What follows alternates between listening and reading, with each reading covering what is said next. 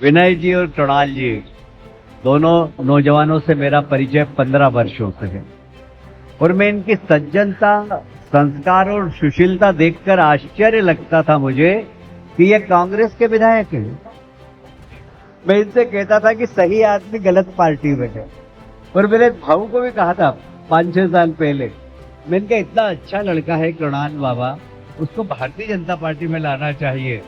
देर से आए कृणाल बाबा पर दुरुस्त आए। एक बार तालियां बजाकर विनय जी और कृणाल जी के लिए भी जरा तालियां बजाकर स्वागत करें। परम पूज्य माता जी उनके पास बैठी हुई है। आप बहुत भाग्यवान हैं माता जी, जो इतने सुशील पुत्रों को आपने जन्म दिया है। आपके चरणों में भी प्रणाम करता हूं, उनके लिए भी तालियां बजाकर उपस्थित करें। श्री दाजी साहब की समाज सेवा परंपरागत रूप से मिले। हमने मंच में जी साहब के चित्र पे पुष्पांजलि अर्पित की, फिर बाबा साहब के चित्र पे।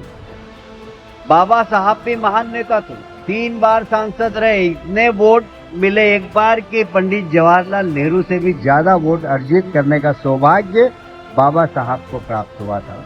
मैं भी देवेंद्र भाऊ से कह रहा था कि महाराष्ट्र में लेगेसी है एक बहुत बड़ी, कहाँ बाबा साहब, फिर दाजी साहब और फिर कृणाल बाबा, ये समाज की सेवा में लगे हुए हैं। दाजी साहब का और हमारा रिश्ता ये है कि वो इंदौर में उन्होंने पढ़ाई की, से मिनी मुंबई में पढ़ाई करने के बाद वो भी इंजीनियरिंग की पढ़ाई की। इंजीनियरिंग की पढ़ाई करने के बाद चाहते तो उस समय में बड़ी नौकरी भी प्राप्त कर सकते। पिताजी से संस्कार मिले और वो जन सेवा के काम में लग गए। मैं उनका जीवन पढ़ रहा था।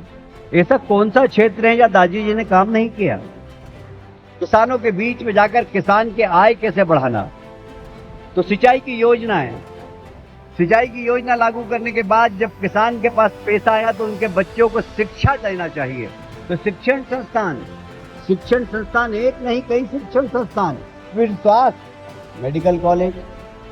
मतलब ऐसा कौन सा फील्ड है जहां दाजी साहब ने काम नहीं किया?